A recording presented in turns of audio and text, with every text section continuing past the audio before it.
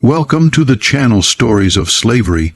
Today we are traveling back to the year 1862 to the amazing story of two black twins called gifted after a lot of tests left even expert watchers without answers. But what made them famous was not just their skill.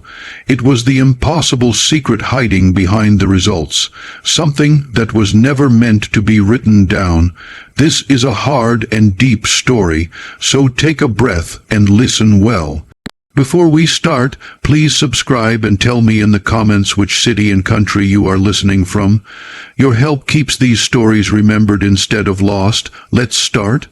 On the morning of September 14th, 1862, in a tiny fishing village named Marblehead on the coast of Massachusetts, two black children sat across from a white doctor who had traveled almost 40 miles from Boston just to see them.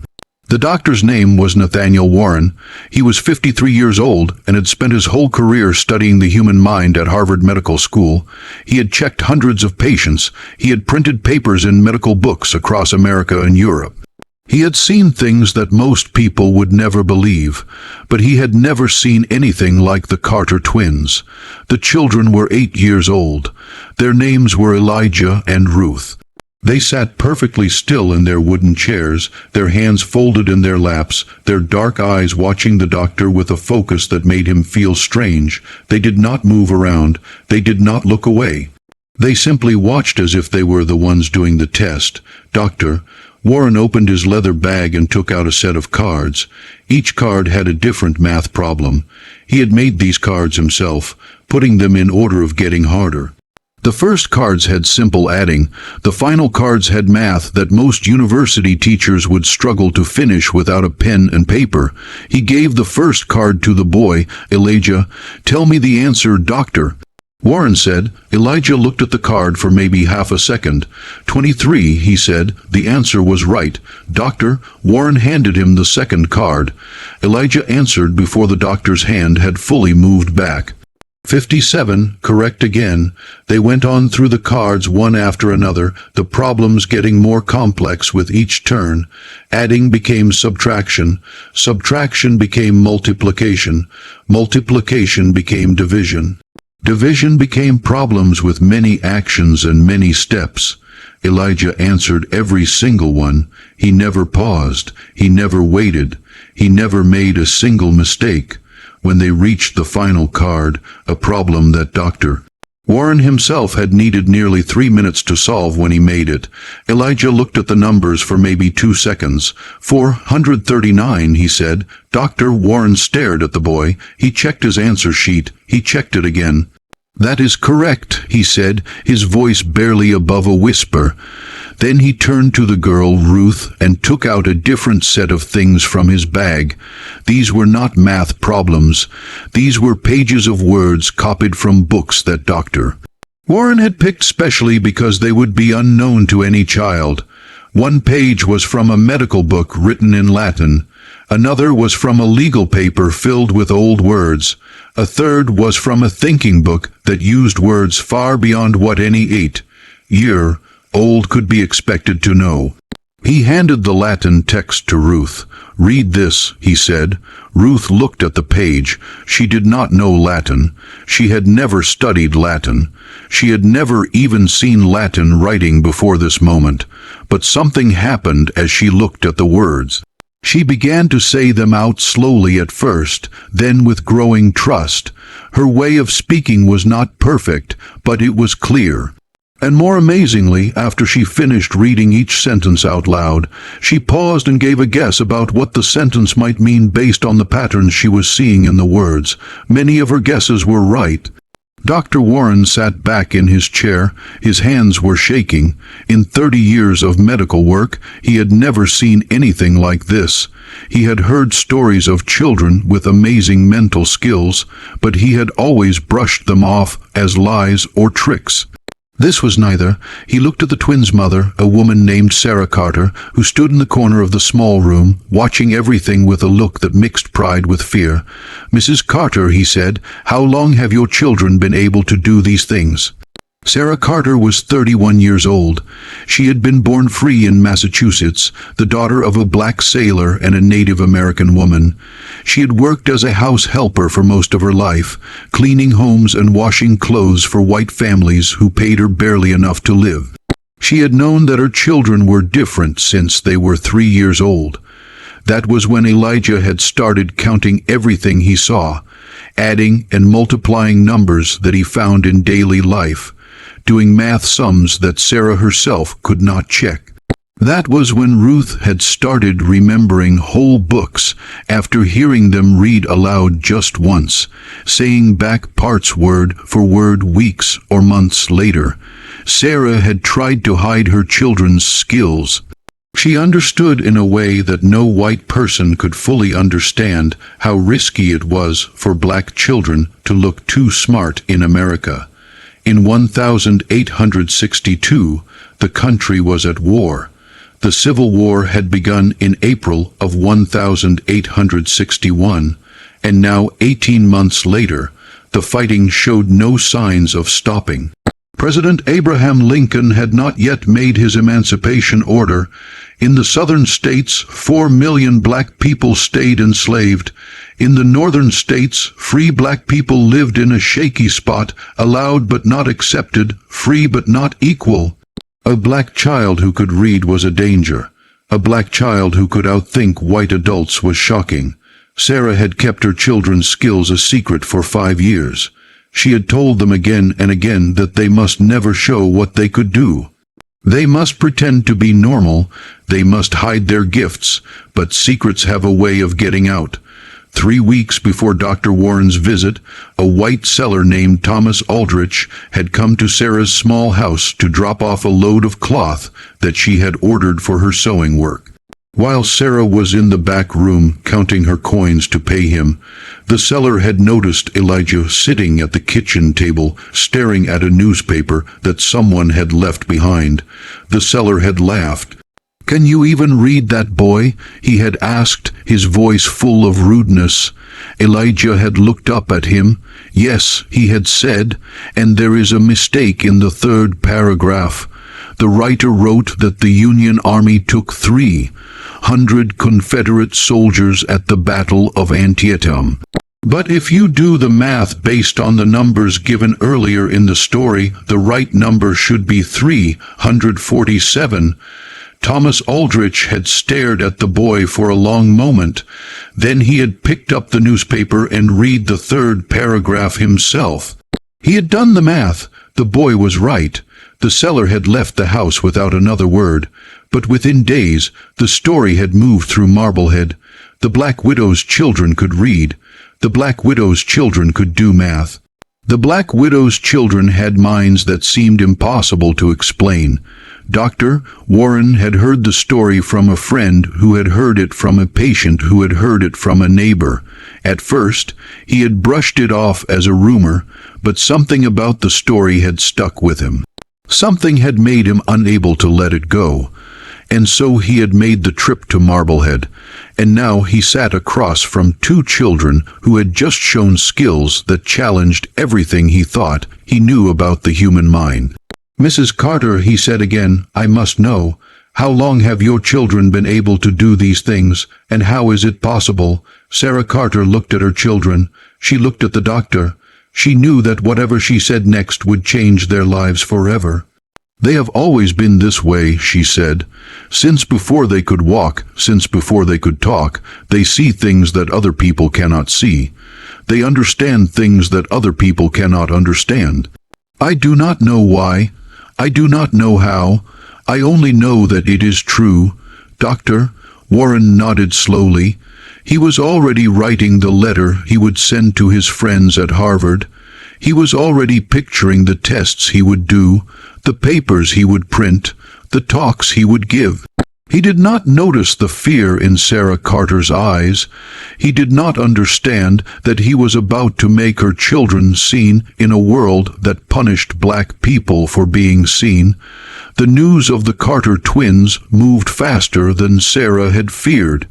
Within a week of Dr. Warren's visit, 3 more doctors had come to Marblehead to check the children. Within 2 weeks, a reporter from the Boston Evening Transcript had come, asking questions and writing notes.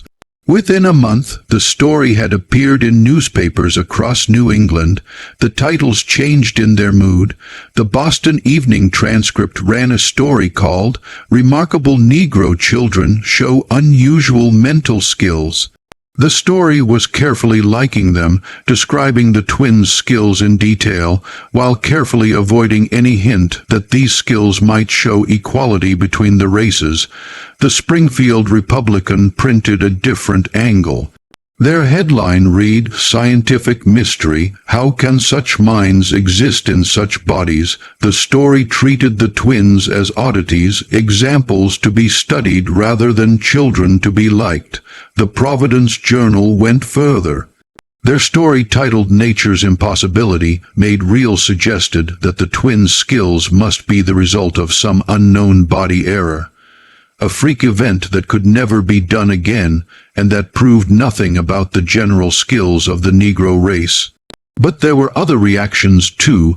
The Liberator, an anti-slavery newspaper published in Boston by William Lloyd Garrison, ran a front-page story about the twins. The headline was simple and direct, "Proof of Human Equality." The article argued that the Carter twins showed what abolitionists had always claimed, that the mental differences between races were the result of life situations and teaching, not of born body weakness. This story was the one that changed everything. William Lloyd Garrison was one of the most famous anti-slavery fighters in America. He had been printing the Liberator since 1831, and his newspaper was read by anti-slavery groups across the country and around the world. When he wrote about the Carter twins, people paid attention. Gifts of money began arriving at Sarah Carter's small house. Letters came from strangers who wanted to help. Offers of schooling arrived from schools and teachers who were willing to teach the children for free. Invites came from churches and halls that wanted the twins to appear before their groups and crowds. But other things arrived too. Threats came in the mail. No-name letters warned Sarah that her children would be hurt if they continued to get attention. Rocks were thrown through the windows of her house at night. A dead cat was left on her doorstep with a note that said, "Only know your place." The people of Marblehead, who had lived next to Sarah Carter for years, began to treat her differently. Neighbors who had once been friendly now crossed the street to avoid her.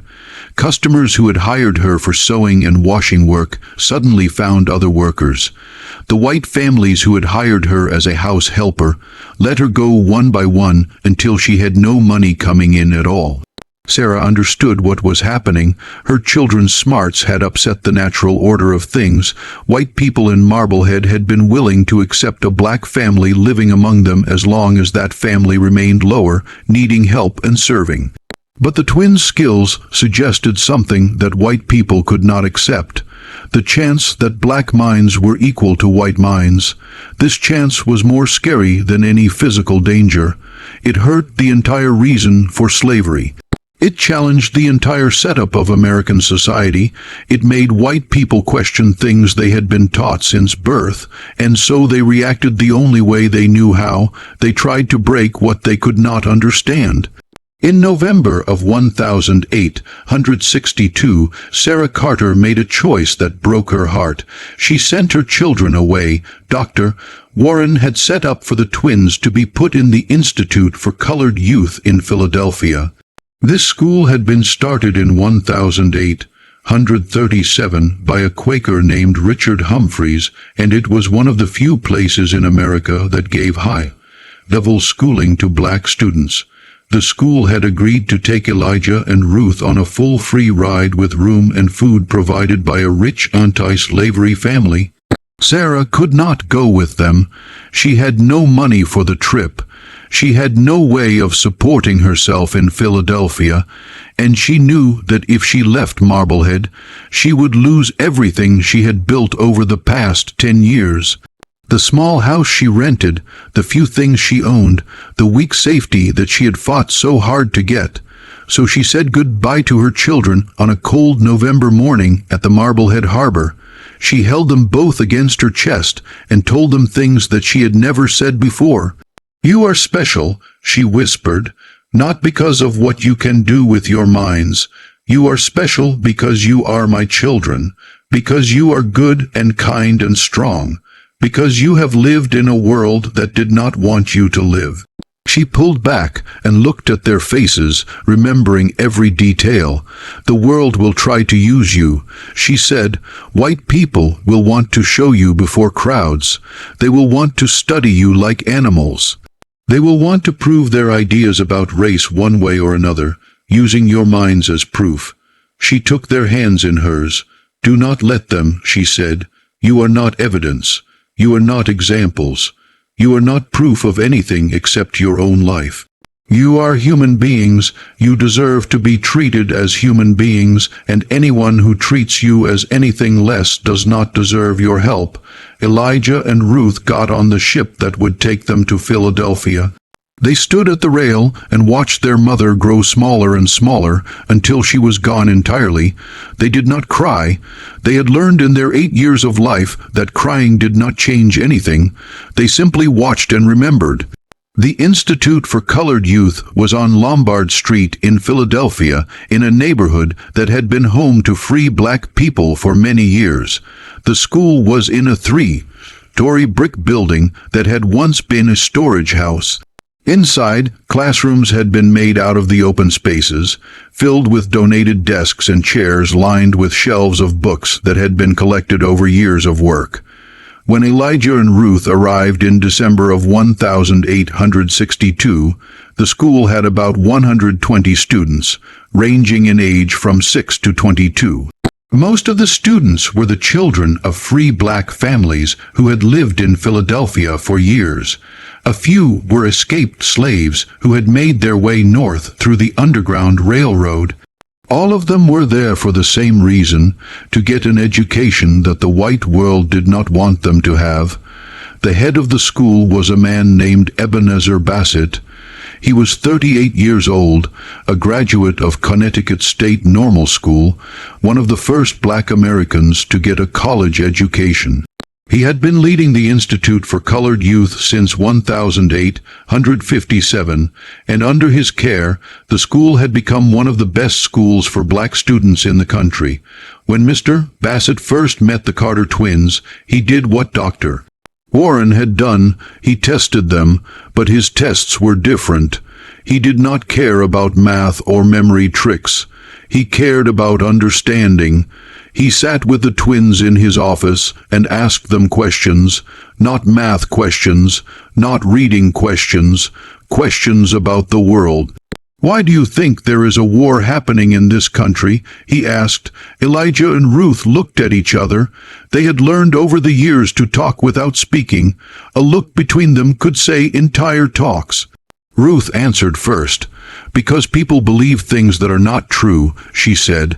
"They believe that some people are worth more than other people. They believe that the color of someone's skin tells you something about the inside of their mind. They believe these things because believing them makes it easier to do bad things without feeling guilty." She paused. "The war is about slavery," she went on, "but slavery is about belief. If people stopped believing that black people were lower, slavery could not exist. The war is really a war about what people believe." Mr. Bassett sat back in his chair. He had been teaching for nearly 10 years. He had met many smart students, but he had never heard an 8-year-old speak with such clearness about such hard matters. "And you, Elijah," he asked, "what do you think?" Elijah thought about the question carefully before answering. "I think my sister is right," he said, "but I think there is something else too. I think the war is also about money. The people who own slaves are rich because they do not have to pay for work. If slavery ends, they will lose their money, and people will do almost anything to keep their money." He looked at Mr. Bassett with those deep, dark eyes. "I think the war will not end until one side has no money left to fight," he said, "and I think many, many people will die before that happens." Mr. Bassett nodded slowly. He understood now why Dr. Warren had been so shocked. These children did not just have powerful minds, they had powerful understanding. They could see the world with a clearness that most adults never reached. But he also understood something that Dr. Warren had not understood. These children were in danger. Their smarts made them valuable to people who wanted to use them. Their smarts also made them scary to people who wanted to keep the current order. They would be looked for and hunted. They would be cheered and hated. They would never be allowed to simply live their lives in peace. Mr. Bassett made a choice in that moment. He would protect these children. He would teach them. He would make them ready for the world they would face. But he would also teach them something that no one else could teach them. He would teach them how to survive. The years at the Institute for Colored Youth were life-changing for Elijah and Ruth. They studied math with a teacher named Octavius Cato, a young black man who would later become one of the most important civil rights fighters in Philadelphia's history. They studied books with a woman named Fannie Jackson, who would eventually become the first black woman to lead a college in America.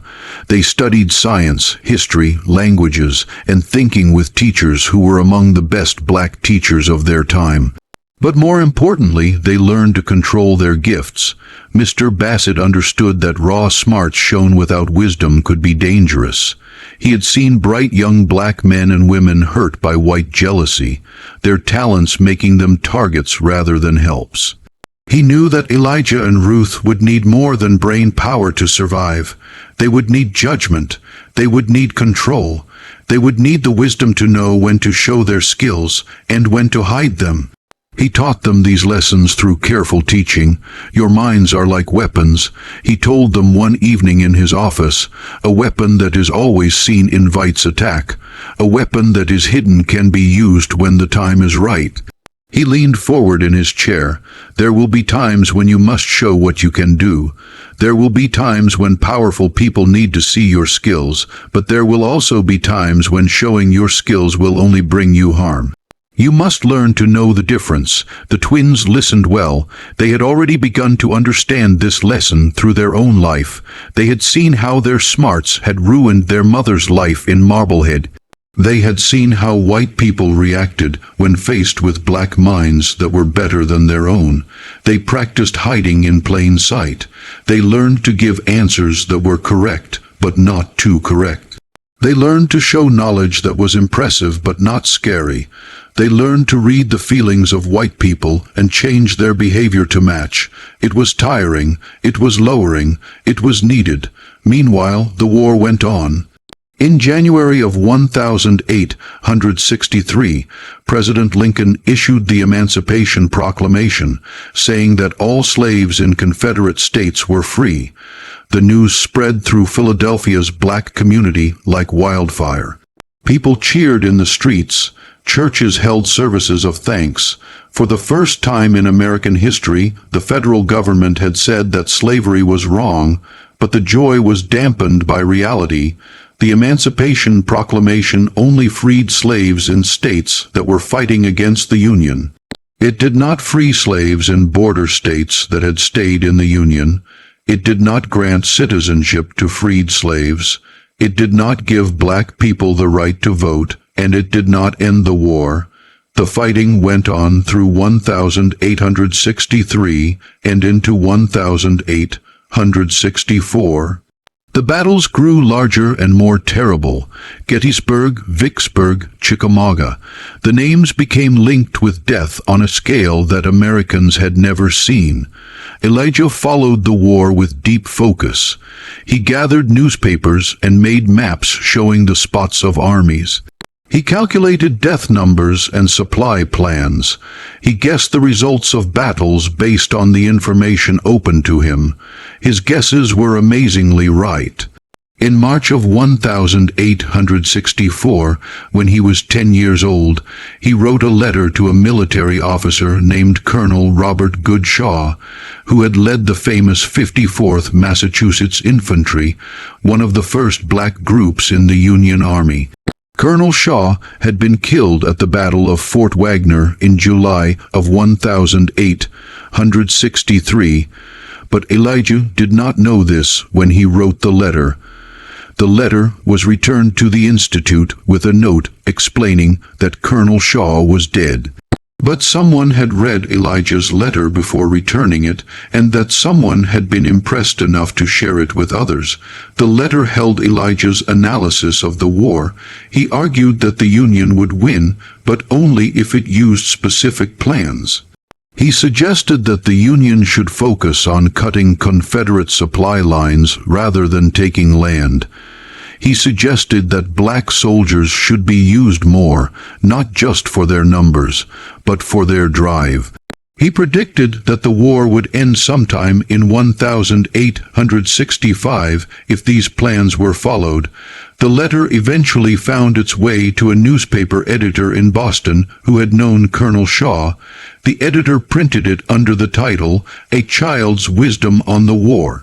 The story noted that the letter had been written by a 10-year-old black boy at the Institute for Colored Youth in Philadelphia. Once again, the Carter twins were in the newspapers, and once again, trouble followed. In April of 1864, a group of white men came to the Institute for Colored Youth. There were 5 of them. They wore expensive suits and spoke with Southern accents.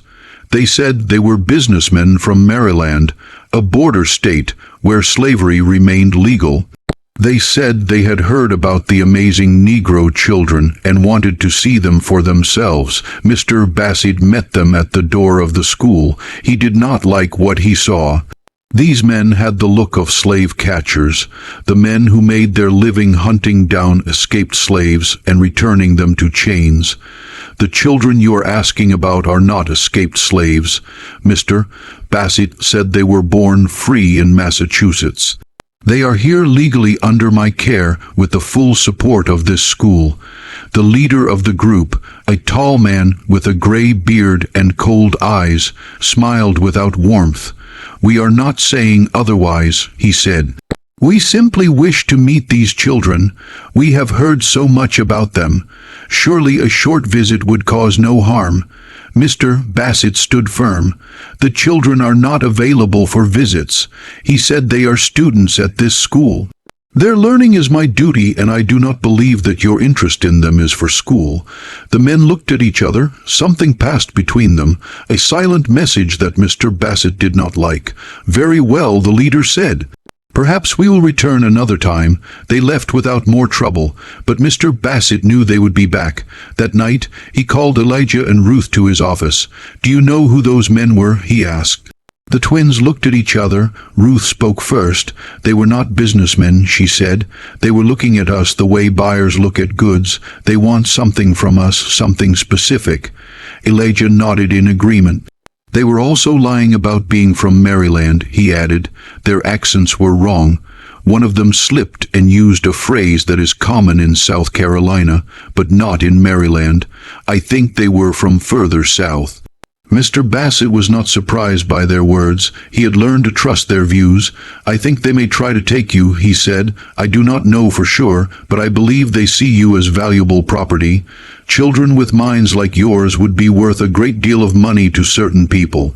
Scientists who want to study you, circus owners who want to show you, or worse." He paused, letting the weight of his words settle. "I am going to send you somewhere safe," he said. "There is a town in Ohio near a place called Oberlin. It is a strong spot of anti-slavery feeling. The college there has been taking black students for decades. There is a group of people who protect escaped slaves and free black people who are in danger. You will be safe there." The twins did not argue. They understood the danger. They understood that their minds, which should have been their greatest help, had become a risk in a world that was not ready to accept black smarts. 2 days later, they got on a train heading west. They did not know it yet, but they would not return to Philadelphia for many years. They would not see Mr. Bassett again, and the men in expensive suits would not stop looking for them. The trip to Ohio took 4 days. The twins traveled with a woman named Harriet Tubman. This was not the famous Harriet Tubman who had led hundreds of slaves to freedom through the Underground Railroad. This was a different woman who used the same name, a common habit among black people who worked in the Freedom Network. Using famous names provided cover and mix-up. It made it harder for slave catchers to track specific people.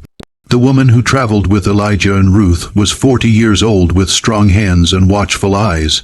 She did not speak much during the trip. She watched, she listened, she made sure that no one was following them.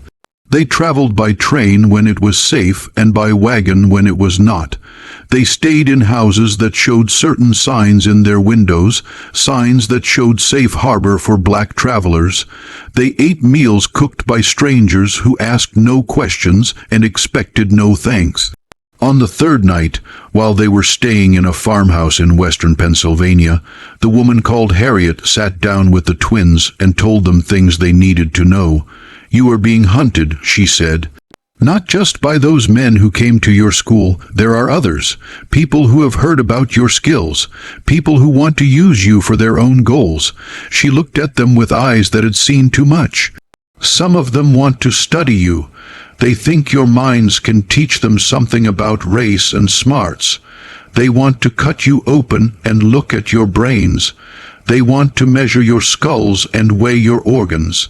They do not see you as children. They see you as examples." Ruth felt a chill run through her body. She had known that people looked at her differently. She had not known that some of them wanted to cut her apart. "Others want to show you," Harriet went on. "They want to put you on stages and charge money for people to see the Negro children who can think. They would dress you in fine clothes and teach you tricks and walk you before crowds like trained animals. They would make you famous and make themselves rich." Elijah tightened his fists. He had always known that his mind was different. He had not known that his mind could be bought and sold like cotton or tobacco. "And there are some," Harriet said, her voice dropping lower, "who want to destroy you. They believe that your life threatens everything they hold dear. They believe that if people see what you can do, if people believe that black minds can equal white minds, then the entire system of slavery and keeping people apart will fall. They would rather see you dead than see you prove them wrong." She leaned forward and took their hands. "This is the world you live in," she said. "This is the world you will have to survive. I am sorry. I wish I could tell you it will get better, but I cannot promise that. All I can promise is that there are people who will help you, people who believe in freedom, people who will fight for you even when you cannot fight for yourselves." She let go of their hands and stood up. "Tomorrow we reach Ohio," she said. "You will be safe there, but you must remember what I have told you. You must never forget that you are hunted, and you must never stop running." The twins did not sleep that night. They lay in their beds and stared at the ceiling and thought about everything Harriet had said. They thought about their mother alone in Marblehead, not knowing where her children were or whether they were safe. They thought about Mr. Bassett, who had saved them and taught them, and then sent them away to save them further.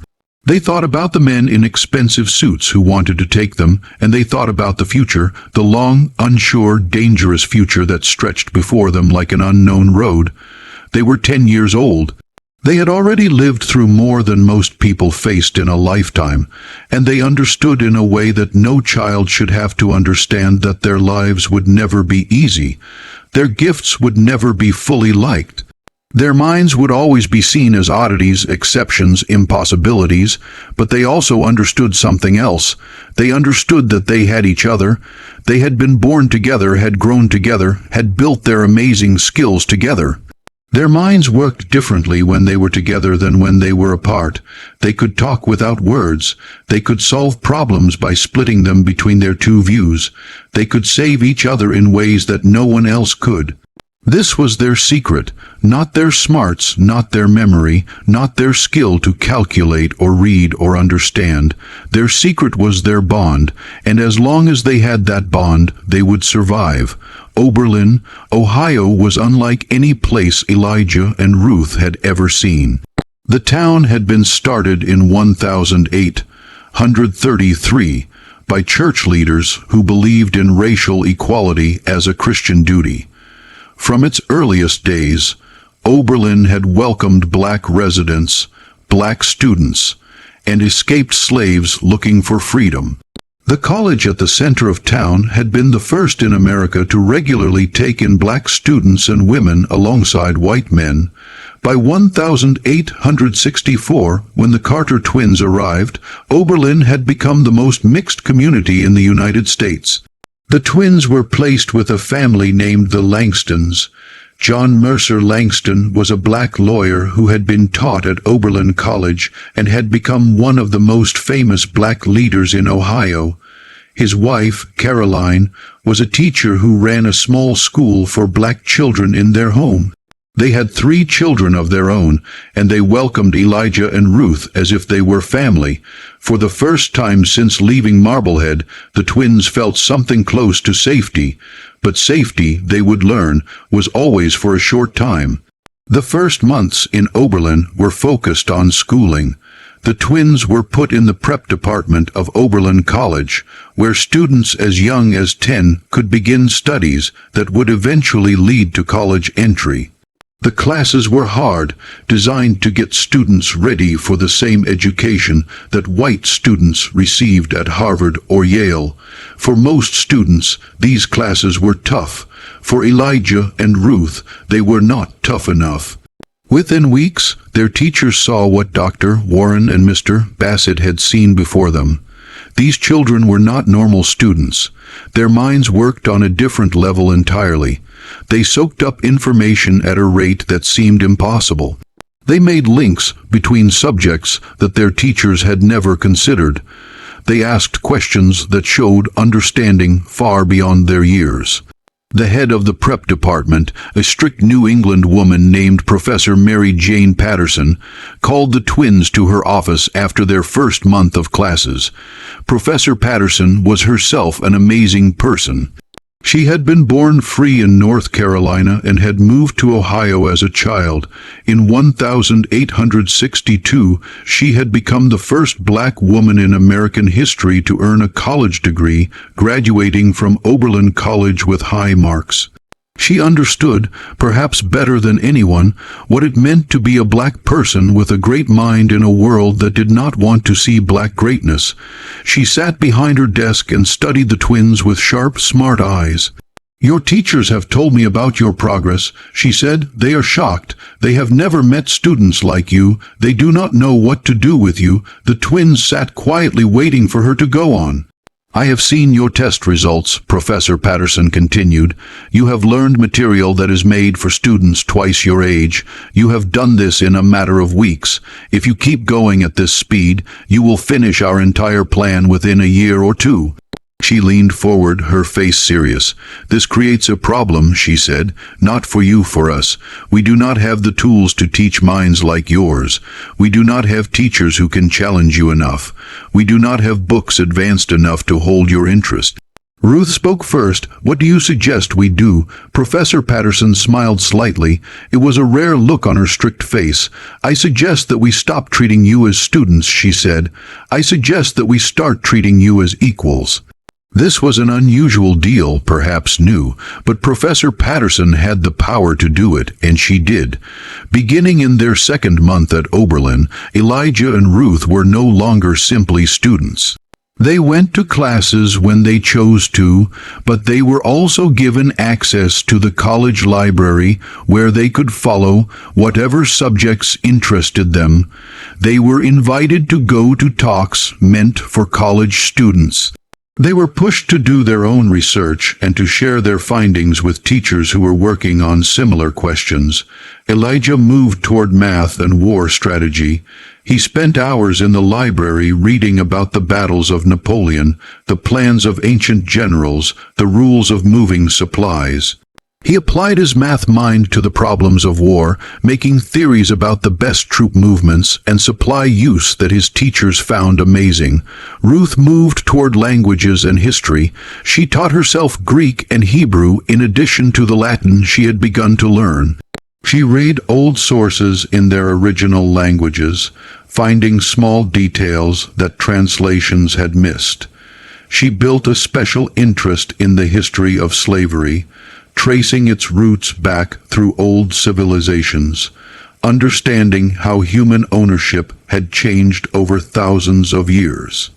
Together, they began to see the world in ways that most people never would. But even in Oberlin, even surrounded by people who supported them, the twins could not escape the truth of their situation. The men who had come to Philadelphia did not give up their search. In March of 1865, 3 months before the end of the Civil War, a stranger arrived in Oberlin asking questions. He was a white man in his 40s, dressed with a smooth manner that suggested schooling and wealth. He said his name was Dr. Samuel Morton, and that he was a scientist from Philadelphia doing research on human smarts. He said he had heard about 2 special Negro children who were studying at Oberlin, and he wished to meet them for school reasons. Dr. Morton was not who he claimed to be. The real Dr. Samuel Morton had been a doctor in Philadelphia who had spent decades collecting human skulls and measuring them to prove that white people had larger brains than black people. His work had been used to defend slavery and race hate. He had died in 1851, 14 years before this stranger arrived in Oberlin claiming his name. John Mercer Langston was the first to see the trick. As a lawyer, he had learned to research people who made claims, and he found quickly that Dr. Samuel Morton was dead. He faced the stranger at his hotel. "I do not know who you are," Langston said, "but I know who you are not. You are not Dr. Morton.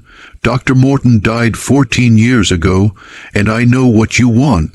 You want the Carter children. You will not have them." The stranger's smooth manner vanished. His face twisted into something ugly. "Those children are valuable," he said. "More valuable than you can imagine.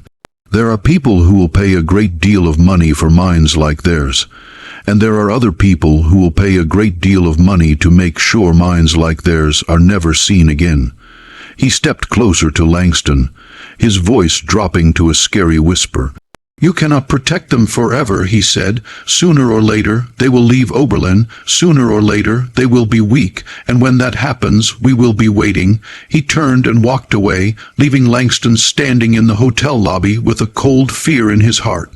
That night, Langston gathered the twins and told them everything. He did not soften the truth or try to protect them from the danger. He believed they deserved to know what they faced. Ruth listened with a calm face that hid her churning feelings. "Who are these people?" she asked. "Who is paying them?" Langston shook his head. "I do not know for sure, but I have guesses. There are rich men in the South who have made fortunes from slavery. The war is going badly for them. They know they are going to lose. They know that slavery will end, and they are looking for ways to prove that even without chains, black people will remain lower." He paused, choosing his next words carefully. "Children like you are a threat to that belief," he said. "If you exist, if you can do what you do, then everything they believe is wrong. Some of them want to study you to find some answer that keeps their world view. Others want to destroy you before you can prove them wrong." Elijah had been silent throughout this talk. Now he spoke, his voice steady despite the fear he felt. "What can we do?" he asked. Langston looked at him with respect. This child, this 11-year-old boy, was asking not how to hide, but how to fight. "For now, you can keep your studies." Langston said, "You can continue to grow your minds. Knowledge is power, and the more you know, the more powerful you become. But you must also be careful. You must not draw unneeded attention to yourselves, and you must be ready to move at a moment's notice if the danger becomes too great." The twins nodded. They understood. They had been running since they were 8 years old. They would continue to run for as long as needed. But someday they knew running would not be enough. Someday they would have to stand and fight. The Civil War ended on April 9, 1865, when General Robert E. Lee gave up to General Ulysses S. Grant at Appomattox Courthouse in Virginia. The news reached Oberlin 3 days later. Church bells rang throughout the town. People poured into the streets cheering, weeping, hugging strangers. After 4 years of blood, after more than 600 deaths, the war was finally over. The Union had been saved. Slavery had been destroyed, but the celebration was short. 5 days after Lee gave up on April 14, 1865, President Abraham Lincoln was killed at Ford's Theater in Washington, D.C. He died the following morning without waking up. The news of Lincoln's death cast a shadow over everything. The man who had guided the nation through its darkest hour, who had made the Emancipation Proclamation, who had promised to heal the nation's wounds, was gone. In his place stood Andrew Johnson, a man from Tennessee whose promise to black equality was unsure at best. Ruth understood right away what Lincoln's death meant for people like her and Elijah. She was 11 years old now, and her understanding of history and politics had grown deep. She had studied the patterns of power throughout human life. She had seen how progress could be turned back, how freedom could be taken away, how the powerful always found ways to keep their control. Lincoln was the only thing protecting us, she said to Elijah on the night they learned of the killing. Without him, everything changes. Elijah had been thinking the same thing. His study of war plans had taught him that winning a war was only the start. Holding the peace was often harder than winning the victory. The people who hunted us before will be stronger now, he said. They will have friends in the government. They will have time to rebuild their power, and they will not forget about us. He was right. The years following the war, known as Reconstruction, were a time of hope and horror for black Americans.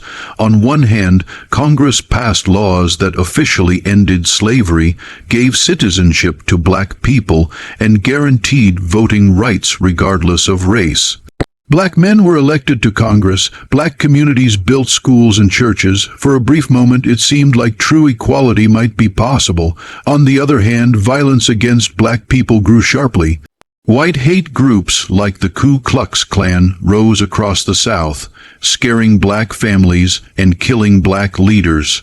Laws were passed to limit black freedom in everything but name. The promise of Reconstruction was broken almost as soon as it was made. Elijah and Ruth watched these events with growing worry.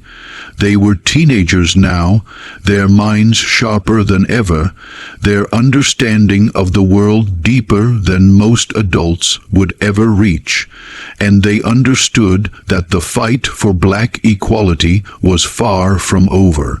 It had barely begun.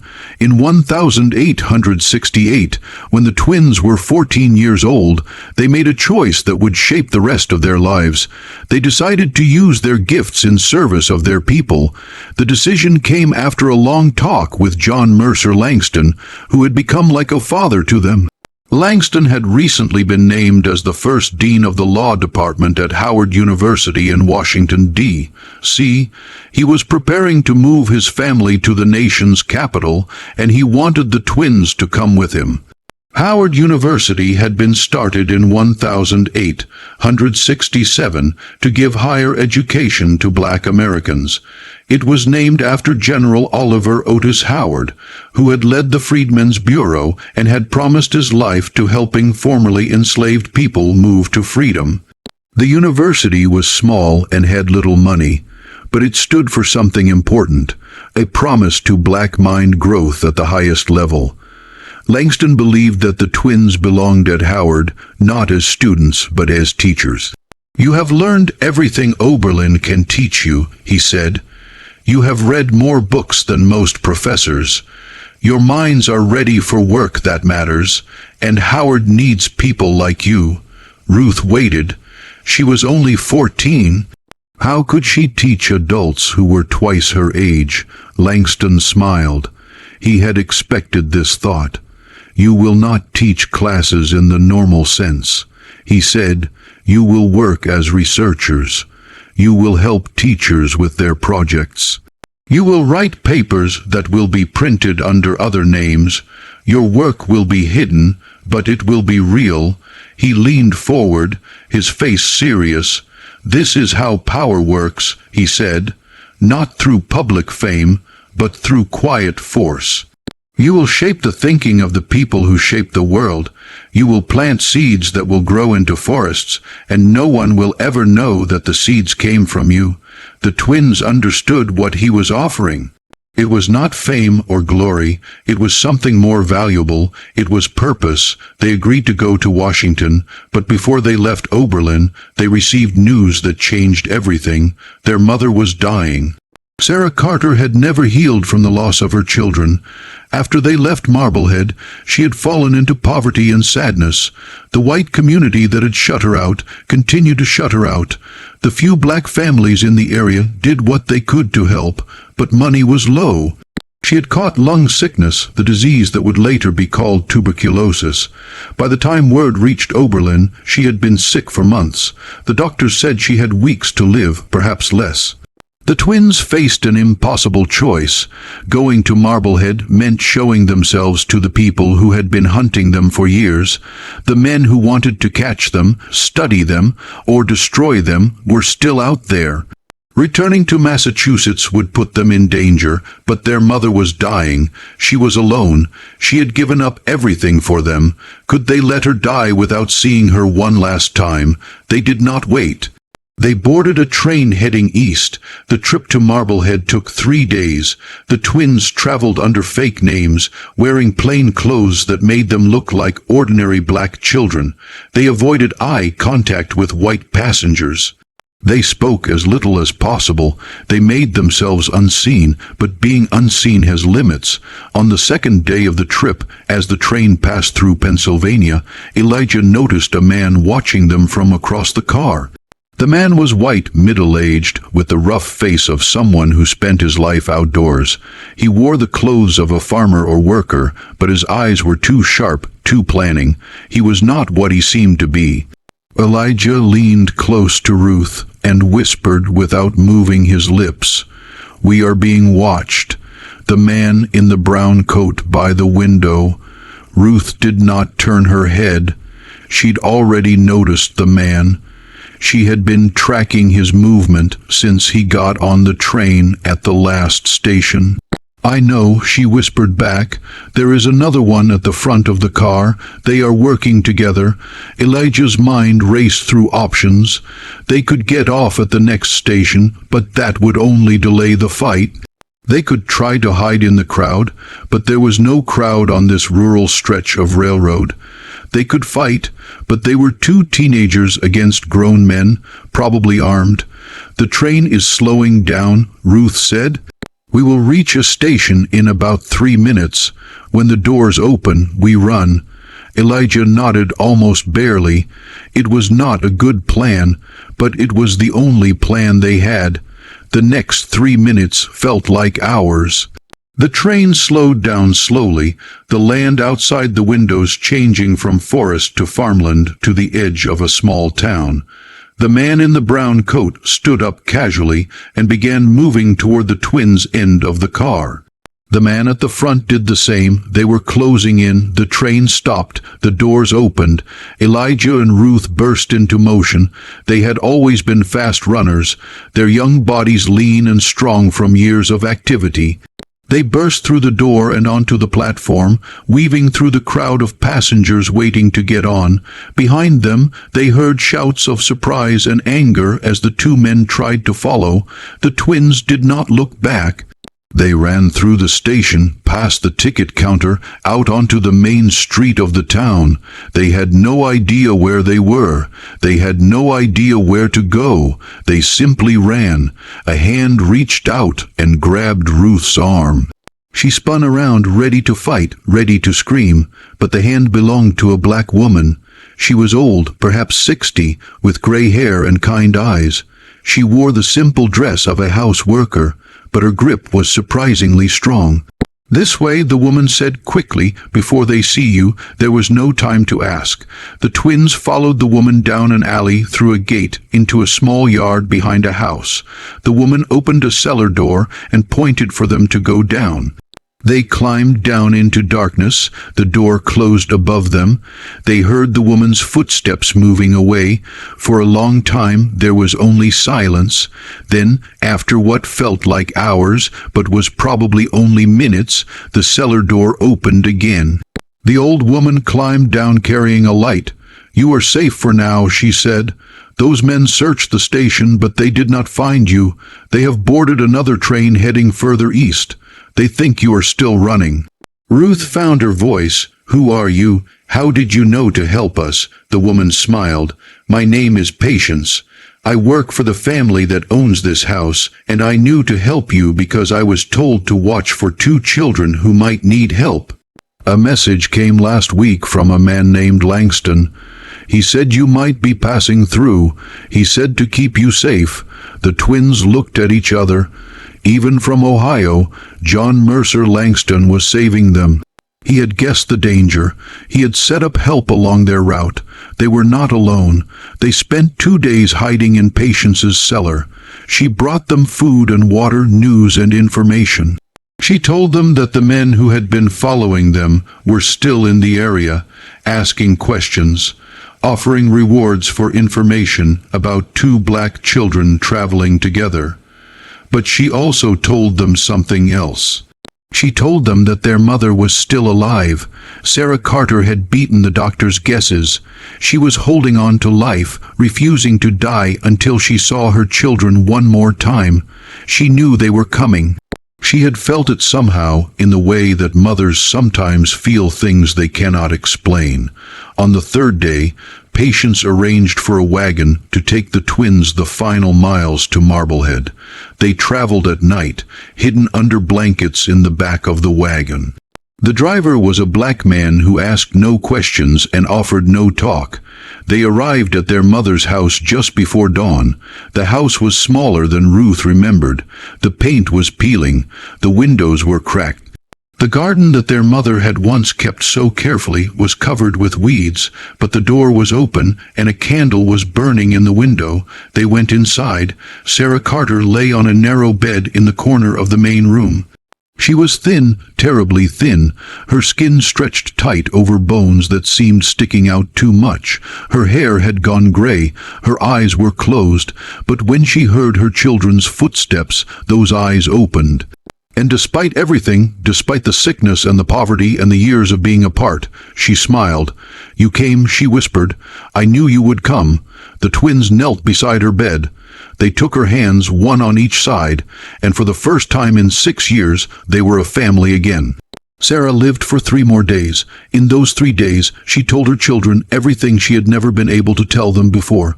She told them about her own childhood, about her parents, about the history of their family going back many years.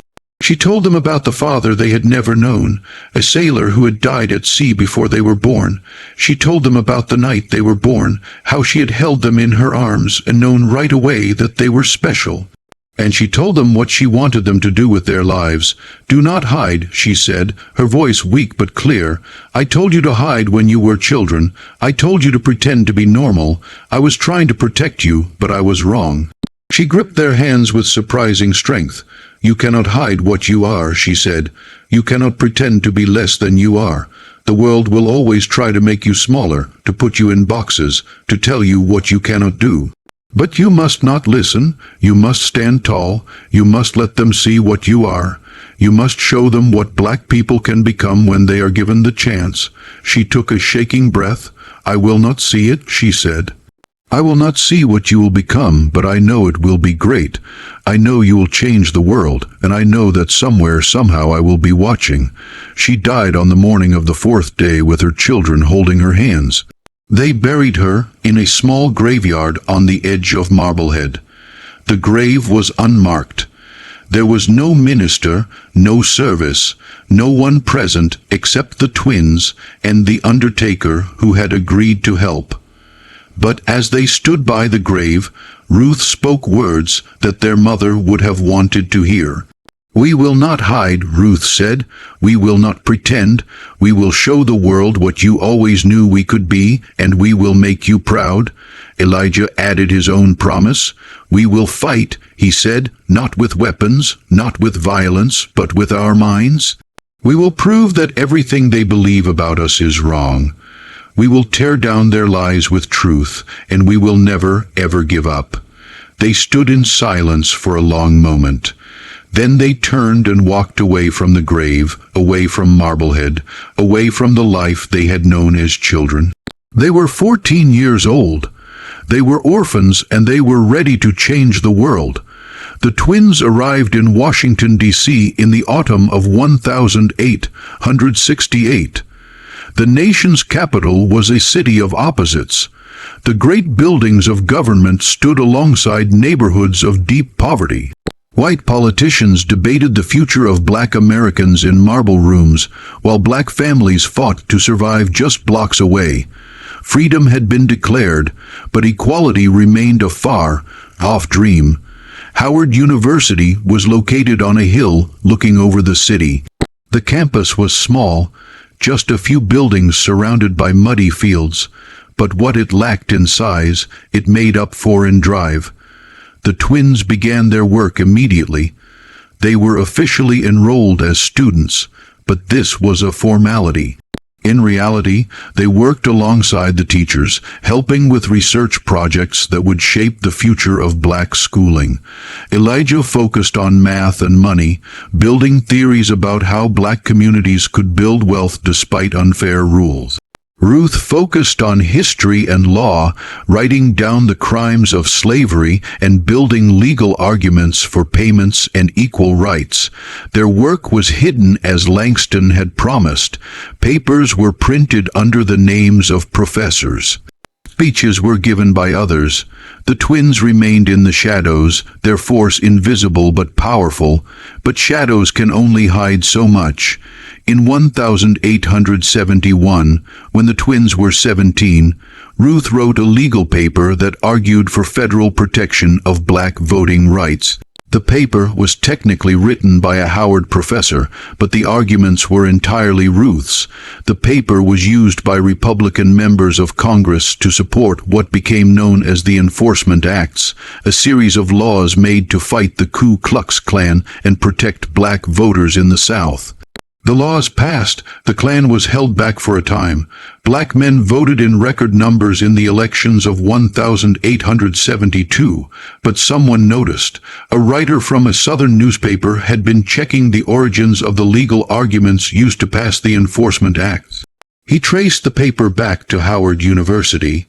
He found that the listed writer, the professor, had not actually written the document. He dug deeper and he found the twins. The story appeared in December of 1872 under the headline, "Negro Children Control Congress." The story was wild, blown up, and filled with racist thoughts, but at its core was a true fact. Two black teenagers had been secretly shaping federal laws for years. Their minds had produced work that changed laws and swayed elections. Their smarts had reached the highest levels of government. The reaction was quick and violent. Congress started an inquiry. Howard University was threatened with loss of federal money. Death threats flooded in from across the country. A group of men tried to set fire to the building where the twins lived, but something else happened, too. Black newspapers across the country cheered the twins as heroes. Churches read their names from pulpits. Parents told their children about Elijah and Ruth Carter, the proof that black minds were equal to any minds on earth. The twins became symbols of everything that black Americans could achieve if given the chance. They had spent their entire lives hiding. Now, finally, they stepped into the light. In January of 1873, Elijah and Ruth Carter gave their first public speech at the Metropolitan African Methodist Episcopal Church in Washington, D.C. The church was packed. People stood in the aisles, sat on windowsills, crowded outside, trying to hear through the open doors. The twins walked to the front of the room and looked out at the sea of black faces, waiting to hear what they had to say. Ruth spoke first. "They told us we could not think," she said. "They told us our minds were lower. They told us that slavery was right because we were less than human. They told us these things because they wanted to believe them. Because believing them made it easier to do evil." She paused, letting her words settle. "We are the proof that they were wrong, not because we are special, not because we are different from other black people. We are the proof because we were given a chance to learn, a chance to grow our minds, a chance to become what we were always capable of becoming." She pointed to the crowd. "Every person in this room has the same power. Every black child in America has the same promise. The only difference is chance, and that is what we must fight for.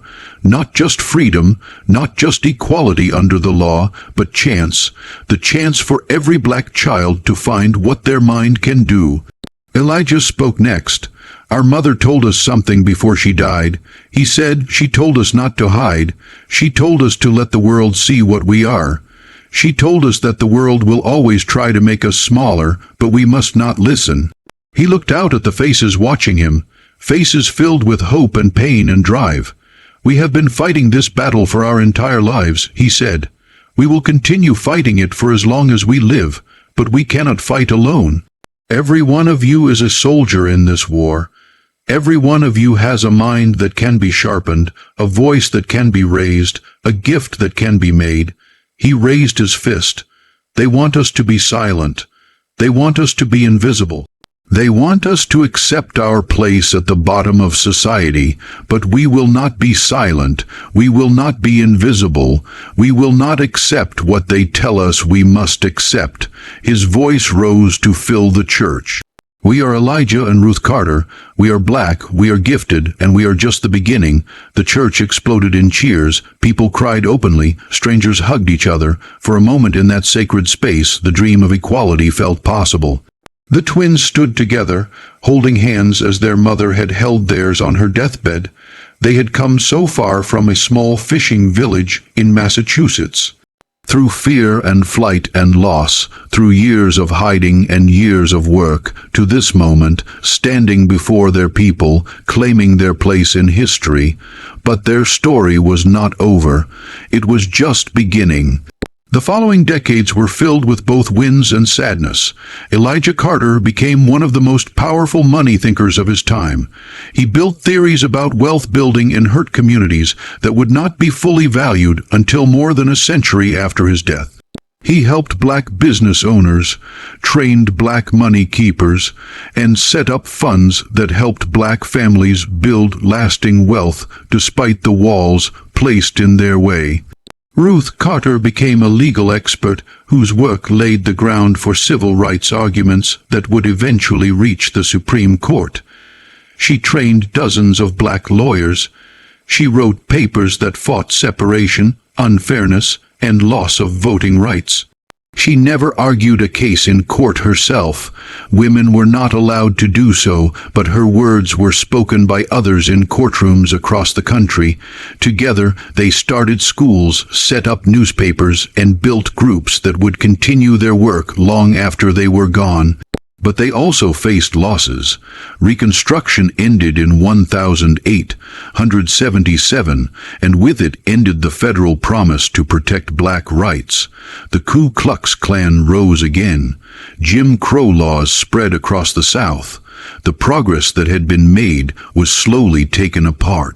The men who had hunted the twins never stopped hunting them. Over the years, there were killing attempts, fires, and threats against everyone they loved. They learned to live with danger as a constant friend. And there were personal losses. John Mercer Langston died in 1897, leaving a hole that could never be filled. Friends and workers passed away. The community that had fed them grew smaller year by year. But they never stopped fighting. In 1910, when the twins were 56 years old, they gave their final public speech together at the first meeting of the National Association for the Advancement of Colored People. The NAACP had been started just a year earlier, building on the work that people like the Carters had been doing for decades. Ruth was weak now, her health hurt by years of non-stop work. Elijah stood beside her, his hair white, but his eyes still sharp. "We have lived long enough to see great changes," Ruth said, her voice weaker, but still clear. "When we were born, slavery was the law of the land. When we die, we will leave behind a generation that has known nothing but freedom. That is progress." She paused to catch her breath. "But we have also lived long enough to see how easily progress can be turned back, how quickly freedom can be taken away, how lasting hatred can be." She looked out at the young faces in the crowd, faces that would carry the fight forward. "Do not be sad," she said. "Do not lose hope. The arc of history is long, but it bends toward justice. You may not live to see the win. We will not live to see the win, but the win will come. It must come because truth is stronger than lies, and love is stronger than hate." Elijah spoke last. "Our mother told us when we were children that we must show the world what black people can become when they are given the chance. We have tried to do that. We have succeeded in some ways and failed in others. But we have never stopped trying." He took his sister's hand. "Now the work passes to you. You must continue what we started. You must build on what we built. You must never give up, never give in, never accept the world as it is when it could be so much better." He looked at the crowd one final time. "We are Elijah and Ruth Carter. We were told that our minds were impossible. We proved that nothing is impossible, and we pass that lesson to you now and forever. Nothing is impossible." Ruth died 3 months later in the spring of 1910. Elijah followed her in the autumn of that same year. They were buried side by side in a graveyard in Washington, D.C., not far from the campus of Howard University.